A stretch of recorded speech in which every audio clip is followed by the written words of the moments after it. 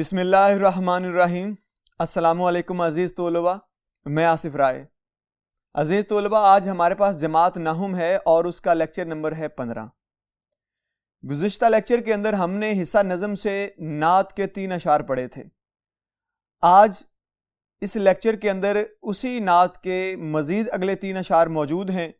آئیے چلتے ہیں بورڈ کی جانب اور انہیں پڑھتے ہیں۔ جی عزیز طلباء، جیسے کہ ہم نے گزشتہ لیکچر کے اندر 3 اشعار پڑھے، 1، 2 اور 3۔ ان 3 اشعار کو ہم نے معنی مفہوم کے ساتھ پڑھا اور ساتھ میں تشریح کے اہم نکات بھی دیکھے۔ بالکل اسی طرح سے ہم نے آج کے اشعار بھی پڑھنے ہیں اور ان کو اچھی طرح سمجھنا ہے۔ یہ جو چیز آپ دیکھ رہے ہیں یہ پہلے لیکچر میں بھی موجود تھی، یہ اس لیکچر میں بھی موجود ہے، آپ اس کو بھی اچھی طرح دیکھ لیجئے گا۔ تو آئیے چلتے ہیں ہم اگلے بورڈ کی جانب اور دیکھتے ہیں ہمارے پاس چوتھا شعر کون سا ہے۔ جی ہمارے پاس شعر ہے، جمے جس طرف آنکھ جلوہ ہے اس کا، جو یکسو ہو دل تو وہی 4 سو ہے۔ یہ الفاظ ہیں، یہ معنی اس کے۔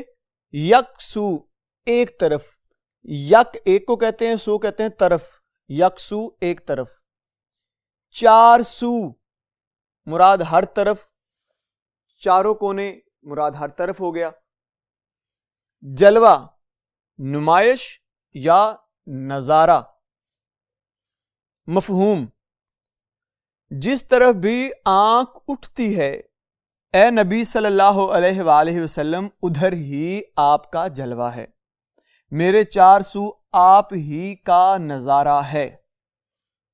جی یہ تو ایک سادہ سا مفہوم تھا آپ کو سمجھانے کے لیے۔ اب اس کی تھوڑی سی تفصیل میں چلتے ہیں، نکات کو پڑھتے ہیں اور تشریح کرتے ہیں۔ پہلا نکتہ، شاعر کی حضور سے بے پناہ عقیدت۔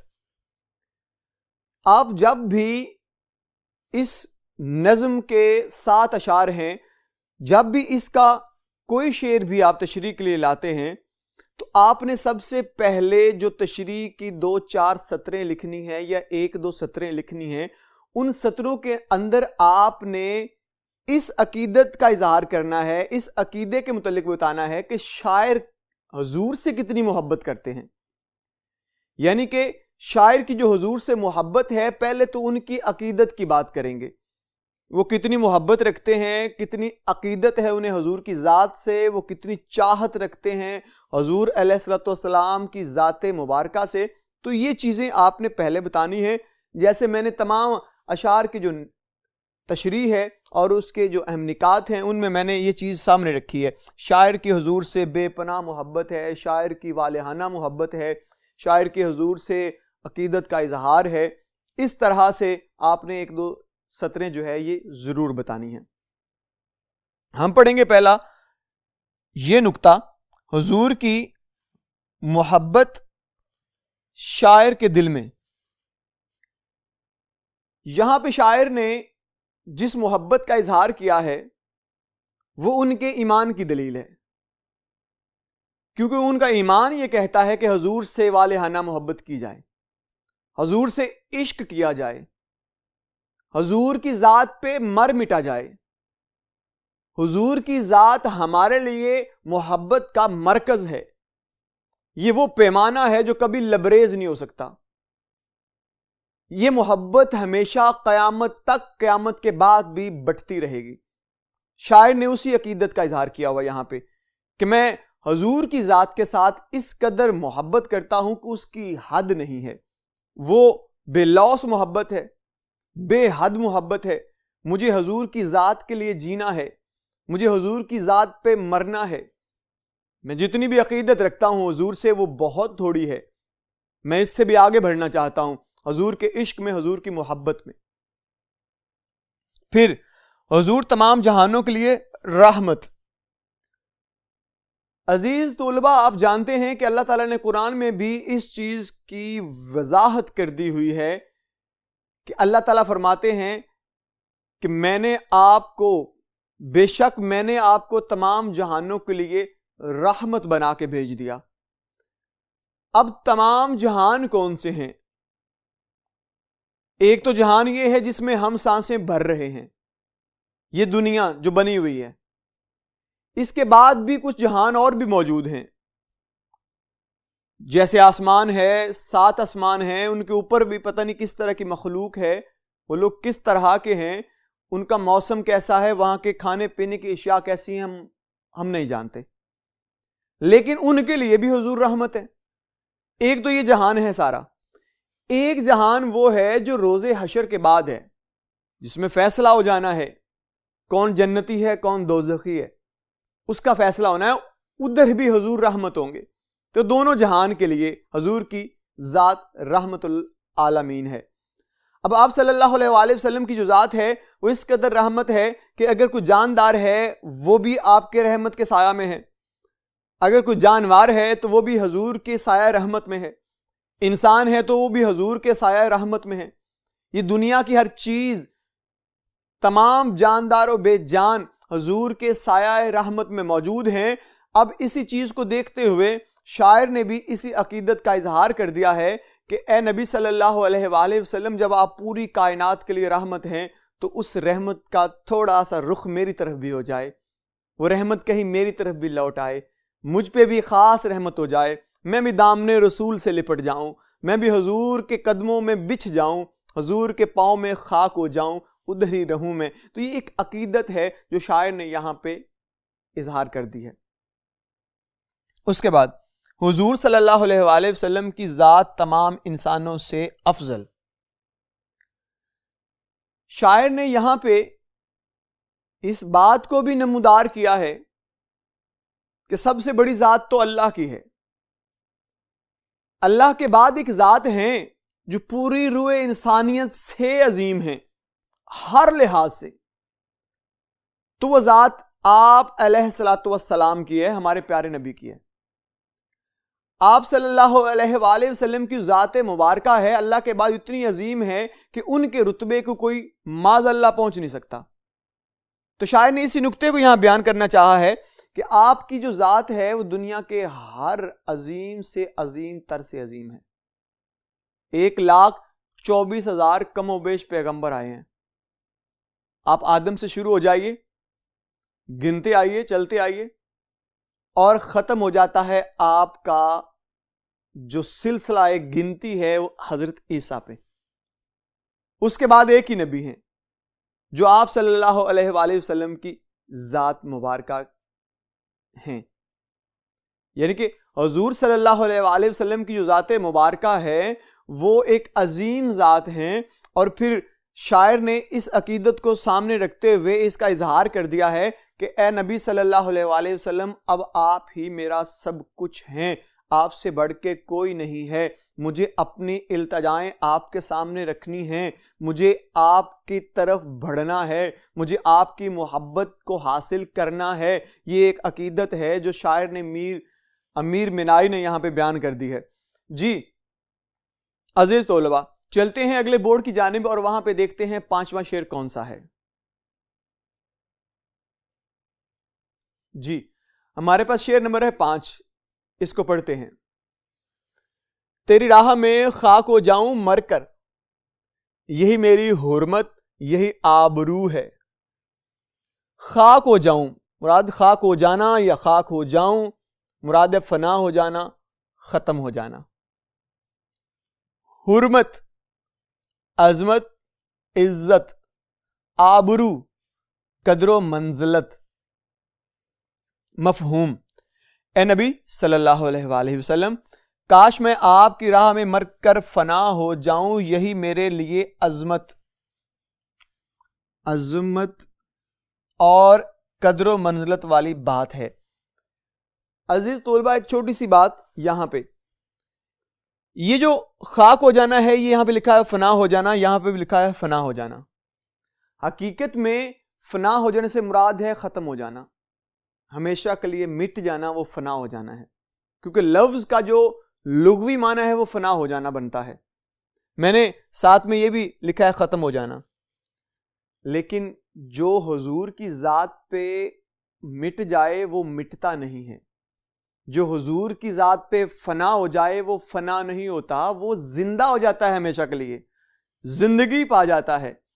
تو لہٰذا اس فنا ہو جانے سے مراد یہ مت لیجئے کہ ہمیشہ کے لیے ختم ہو جانا، بلکہ نہیں، وہ ختم تو ہماری نگاہ میں ہو جاتا ہے، آخرت میں بھی وہ بڑی عظمتوں والا ہو جاتا ہے وہ شخص، دنیا میں بھی اس کے چاہنے والے بہت ہو جاتے ہیں۔ تو اس لیے جو حضور کی ذات پہ فنا ہو وہ ہمیشہ کے لیے زندہ ہو جاتا ہے۔ تشریح، شاعر کا اظہار محبت۔ شاعر نے بڑی خوبصورتی کے ساتھ اپنے نبی کریم صلی اللہ علیہ وآلہ وسلم کے ساتھ محبت کا اظہار کیا ہے، عقیدت کا اظہار کیا ہے۔ وہ حضور سے بے پناہ محبت کرتے ہیں، وہ اپنا سب کچھ تن من دھن جو ہے وہ حضور کو سمجھتے ہیں اور خیال ہی نہیں کرتے، ان کو مانتے بھی ہیں۔ تو یہ ایک عقیدہ ہے، ایک اظہار محبت ہے جو حضور سے شاعر نے کر دیا۔ اس کے بعد نکتہ ہے زندگی شریعت محمدی صلی اللہ علیہ وآلہ وسلم پر گزارنے کا عہد۔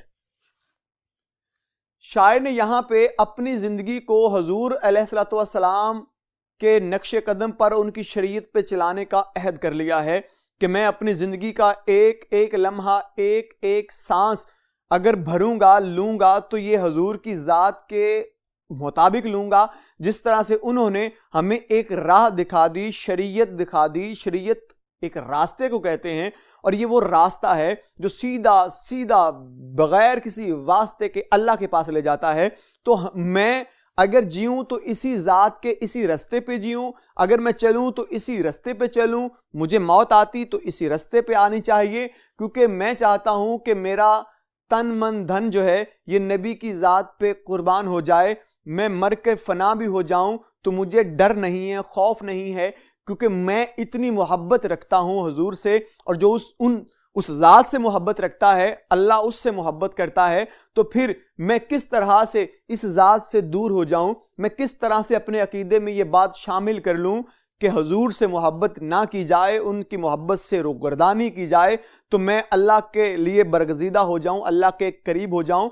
ایسا ممکن نہیں ہے کہ اللہ آپ سے محبت کرے اور آپ حضور سے محبت نہ کریں، ممکن ہی نہیں ہو سکتا، کیونکہ یہ ساری کائنات کی تخلیق حضور کی ذات ہے، اس کی وجہ سے ہے۔ تو اس ذات کی وجہ سے پوری کائنات تخلیق ہوئی ہے، تو بنائی کس نے؟ اللہ نے، کن کہہ کر۔ تو پھر جو اللہ کی نگاہ کا مرکز ہے، جس ذات پہ اللہ کی نگاہ جمی ہوئی ہے، ہم ان سے محبت نہ کریں، ہمارا ایمان کہاں مکمل ہوتا ہے؟ ہمارا ایمان مکمل نہیں ہو سکتا۔ تو اس لیے ہمارے دین کی جو شرط ہے، جو شرط اول ہے، وہ یہی ہے کہ ہم حضور کی ذات پہ مر مٹیں، حضور کی ناموس پہ مر مٹیں۔ یہی ہمارا عقیدہ ہونا چاہیے، جیسے شاعر کا عقیدہ ہے۔ آپ کی محبت 400، جس طرح سے کائنات آپ کی محبت میں بنی، شاعر نے ایک بڑا خوبصورت شعر بھی کہا ہوا ہے اس پہ، تو مقصد تخلیق ہے تو حاصل ایمان، جو تجھ سے گریزاں وہ خدا سے ہے گریزاں۔ یہ پوری کائنات جو ہے، یہ کائنات کی تخلیق، اس کا تمام نقشہ، اس میں پیدا کی گئی تمام چیزیں، وہ جاندار ہو بے جان ہو، یہ ساتوں آسمان، یہ بہتی آبشاریں، یہ گرتی آبشاریں، یہ بہتی ندیاں، یہ رنگ، یہ پھول، یہ بوٹے، یہ پھل، یہ سبزیاں، یہ سبزہ، یہ اونچے اونچے پہاڑ، یہ دن اور رات، یہ سورج، یہ چاند، یہ ستارے، یہ بہار، یہ موسم، کیا چیزیں ہیں؟ ان کے پیچھے مقصد کیا ہے؟ دو ہی مقصد ہیں عزیز طلبہ۔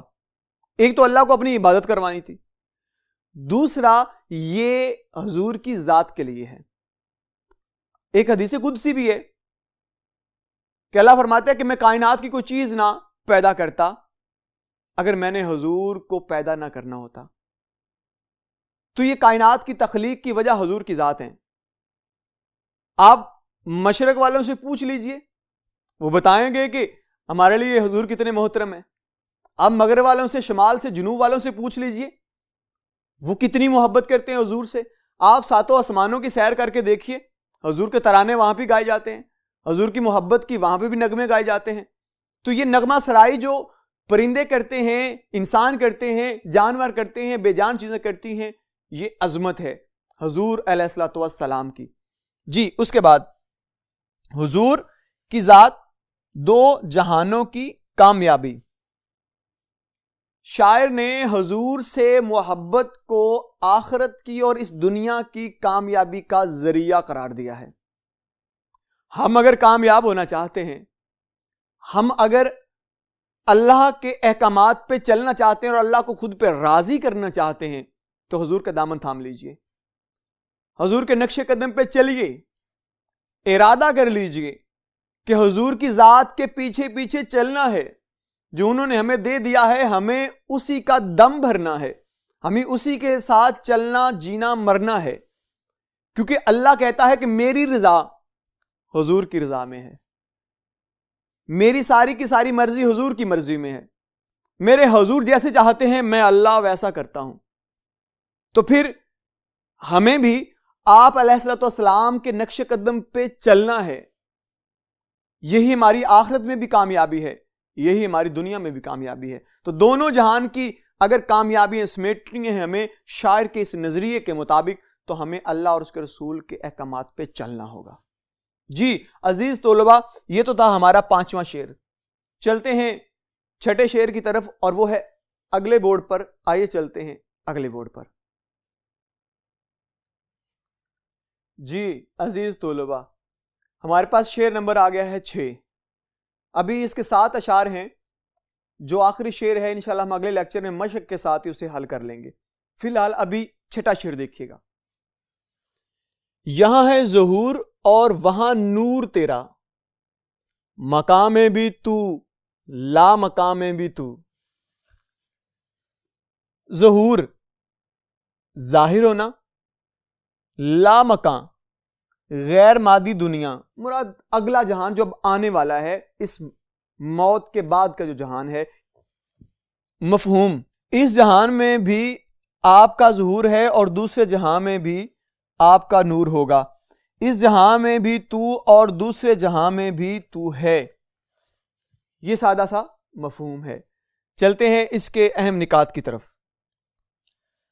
حضور صلی اللہ علیہ وسلم بشریت اور نور کا پیکر، یہ پہلا نکتہ ہے۔ شاعر نے حضور صلی اللہ علیہ وسلم کی تعریف بیان کرتے ہوئے حضور کی بشریت کا بھی اظہار کر دیا ہے اور حضور کے نور ہونے کی بھی بات کر دی ہے۔ حضور صلی اللہ علیہ وسلم اس دنیا میں بشریت کا پیکر بن کے آئے ہیں اور نور بھی ہیں۔ اب شاعر نے دونوں باتوں کو اکٹھا بیان کر دیا ہے، اور یہ ایک محبت کا اظہار ہے شاعر کا کہ شاعر اس قدر حضور علیہ الصلوۃ والسلام کی ذات پہ یقین رکھتے ہیں کہ ان کو بشریت کا پیکر بھی کہہ رہے ہیں، ان کو نور کا پیکر بھی کہہ رہے ہیں کہ وہ انسانیت کے لبادے میں تو آئے، وہ انسانیت بشریت کے لبادے میں، لباس میں تو آئے، لیکن حقیقت میں وہ نور ہیں۔ اور ان دونوں انداز کو شاعر نے خوبصورتی سے بیان کر دیا ہے۔ اور آپ صلی اللہ علیہ وسلم کا جو خاصہ ہے وہ یہ ہے کہ وہ اس جہاں میں بھی موجود ہیں، وہ آخرت میں بھی ہیں، یہاں پہ بشریت کا پیکر بن کے آئے ہیں، روز حشر میں وہ نور کی شکل میں ہمارے سامنے ہوں گے اور جلوہ افروز ہوں گے، اور ہمیں وہ حوض کوثر کا جام پلائیں گے، ہمیں بخشوائیں گے، شافع محشر بن کے آئیں گے۔ یہ ایک ایمان ہے شاعر کا، جس کا اظہار شاعر نے یہاں پہ کر دیا ہوا ہے۔ پھر حضور صلی اللہ علیہ وسلم وجہ تخلیق کائنات، پچھلے شعر میں بھی میں نے اس سے ملتی جلتی بات کی تھی کہ اس کائنات کی جو تخلیق ہے وہ صرف اور صرف حضور کی ذات ہے۔ اللہ نے کچھ بھی نہیں بنانا تھا اگر اللہ نے آخری نبی آپ صلی اللہ علیہ وسلم کو تخلیق نہ کرنا ہوتا۔ آپ کو تخلیق کیا سو کائنات بن گئی، کن کہا سب کچھ ہو گیا۔ تو آپ علیہ الصلوۃ والسلام کی جو ذات مبارکہ ہے وہ حقیقت میں اس کائنات کی تخلیق کی وجہ ہے۔ میں نے ایک شعر بھی پیچھے کہا، تو مقصد تخلیق ہے تو حاصل ایمان، جو تجھ سے گریزاں وہ خدا سے ہے گریزاں۔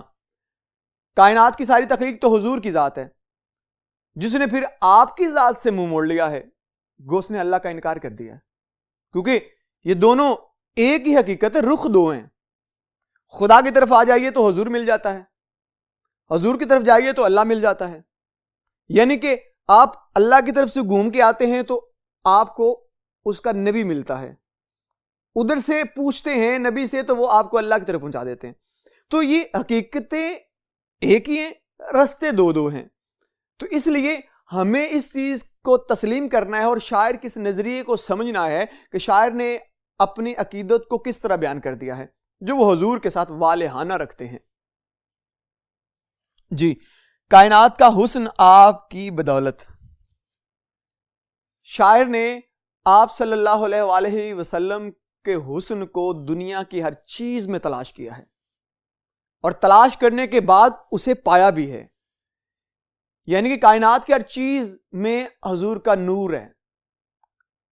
حضور علیہ الصلوۃ والسلام کا نور کائنات میں ہے، حسن کائنات میں ہے. کیونکہ آپ علیہ الصلوۃ والسلام کا حسن اس قدر زیادہ کہ جو آپ کو دیکھ لیتا وہ فدا ہو جاتا آپ پہ، وہ مر مٹتا آپ پہ. وہ شخص جو آپ کو نعوذ باللہ قتل کرنے کے در پہ ہے، وہ آپ کو دیکھتا ہے اور ہتھیار پھینک دیتا ہے. جو آپ پہ ظلم کرتے، جو آپ کو اذیتیں دیتے، وہ جب آپ سے کلام کر لیتے، آپ کو دیکھ لیتے، آپ کے قریب کھڑے ہو جاتے، وہ تاب نہ لا سکتے، ان سے برداشت نہ ہوتا، ان کی ذات پگھل جاتی، ان کے ارادے ختم ہو جاتے، ٹوٹ جاتے، تلواریں گر جاتی اور آپ کے سامنے گڑ گڑانے لگ جاتے اور بھیک مانگتے ایمان کی. تو یہ حقیقت میں حضور علیہ الصلوۃ والسلام کے نور اور حسن کی بات ہے. کس طرح لوگ گرویدہ ہوتے چلے گئے آپ علیہ الصلوۃ والسلام کے. جی، اس کے بعد آخری نقطہ ہے ہمارے پاس، آپ علیہ الصلوۃ والسلام کا جہالت و تاریکیوں کو ختم کرنا. آپ علیہ الصلوۃ والسلام جب تشریف لائے تو دنیا میں کس قدر جہالت تھی، خاص کر کے عرب ممالک میں. وہ لوگ کس قدر جہالت میں غرق ہو چکے تھے. ان کا رہن سہن، ان کا کھانا پینا، اٹھنا بیٹھنا پہننا، ان کی تہذیب، ان کی ثقافت، ان کے ادب و آداب، وہ ساری چیزیں انتہائی ذلت امیز تھیں. حضور آتے ہیں، ان کی کایا پلٹ جاتی ہے، ان کے ایمان بدل جاتے ہیں، ان کے ارادے بدل جاتے ہیں، ان کی عبادات بدل جاتی ہیں. وہ جو 360 بت تھے خانہ کعبہ میں، وہ ٹوٹ جاتے ہیں، وہ زمین بوس ہو جاتے ہیں، اور توحید کا جو ایک سورج ہے وہ طلوع ہوتا ہے اور پوری کائنات پہ چھا جاتا ہے. وہ کس طرح سے ہوا؟ وہ حضور کی ذات سے ہوا ہے. حضور کی ذات نے ہر چیز کو اپنی لپیٹ میں لے لیا اور پھر ان کو راہ بتائی، سیدھا رستہ بتایا کہ یہ توحید کا رستہ ہے، یہ میرا رستہ ہے، میرے رستے پہ چلو گے تو توحید مل جائے گی، توحید کی طرف جاؤ گے، پہچان لو گے توحید کو تو میں مل جاؤں گا. تو یہ دونوں چیزیں حضور علیہ الصلوۃ والسلام کی وساطت سے ہیں. تو حقیقت میں یہ سارا کچھ جو ہے یہ آپ صلی اللہ علیہ وآلہ وسلم کی ذات مبارکہ سے ہے. اور جتنی تاریکیاں تھیں، کیونکہ آپ ایک چراغ تھے، وہ چراغ روشن جو دنیا کو روشن کرتا ہے، آخرت کو روشن کرتا ہے. تاریکیاں بھاگ گئیں، وہ جو بادل چھائے ہوئے تھے غموں کے وہ چھٹ گئے اور بہاریں آ گئیں، موسم بدل گیا، دھوپ ٹھنڈی لگنے لگ گئی، موسم خوبصورت ہو گیا. یہ کب ہوا؟ جب حضور علیہ الصلوۃ والسلام کی ذات مبارکہ آ گئی. جی عزیز طلباء، امید کرتا ہوں کہ آپ کو آج کے لیکچر میں یہ 3 اشعار، چوتھا، پانچواں اور چھٹا اچھی طرح سے سمجھ آگے ہوں گے. انشاءاللہ اگلے لیکچر میں پھر آپ سے ملاقات کرتے ہیں. تب تک کے لیے مجھے اجازت دیجیے. اللہ حافظ.